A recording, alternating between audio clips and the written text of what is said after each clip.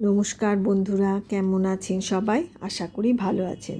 আজ আমি বানাবো ডাব আইসক্রিম। এর জন্য আমি দুটো ডাব নিয়ে জলটা বার করে নিয়েছি, আর ডাবটা কেটে এই যে শাঁসটা দেখছেন, শাঁসটাও বার করে নিয়েছি। এবার এই শাঁসটা ব্লেন্ডারে আমি ভালো করে ব্লেন্ড করে নেব, যাতে আইসক্রিমটা একটু ঘন হয়। শুধু জল দিয়ে তো আর আইসক্রিমটা ভালো হবে না। এর মধ্যে আমি 2 চামচ চিনি দিয়ে ব্লেন্ড করে নেব। আমার এই আইসক্রিম যদি আপনাদের ভালো লেগে থাকে তাহলে আমার চ্যানেলটা একটু সাবস্ক্রাইব করে দেবেন। ব্লেন্ড করা হয়ে গেছে, আবার একটু ডাবের জল দিয়ে আর একবার একটু স্মুথ পেস্ট বানিয়ে নেব। এই যে আমার তৈরি হয়ে গেছে স্মুথ পেস্ট। এবার ওই ডাবের জলটার মধ্যে এই মিশ্রণটা দিয়ে ভালো করে মিশিয়ে নেব।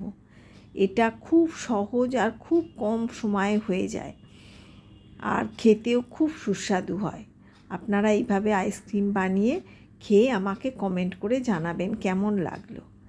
এই যে আর একটু ডাবের শাঁস আমি রেখে দিয়েছিলাম, এগুলো একটু টুকরো টুকরো করে নিচ্ছি ছুরি দিয়ে।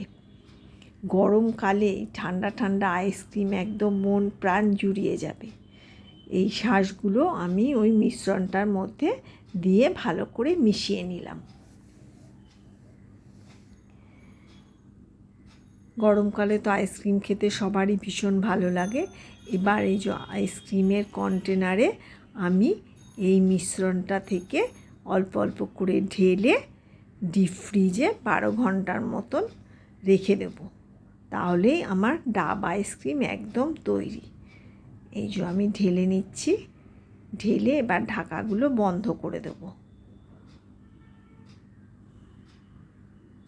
আপনারা একদিন হলেও এই আইসক্রিম বানিয়ে খেয়ে আমাকে জানাবেন।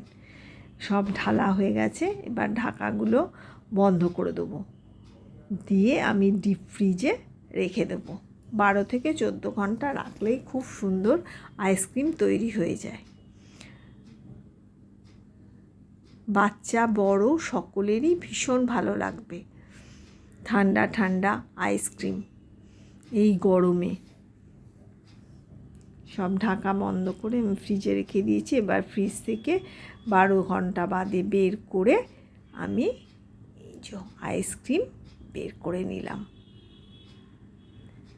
আমার আইসক্রিম খাওয়ার জন্য একদম রেডি।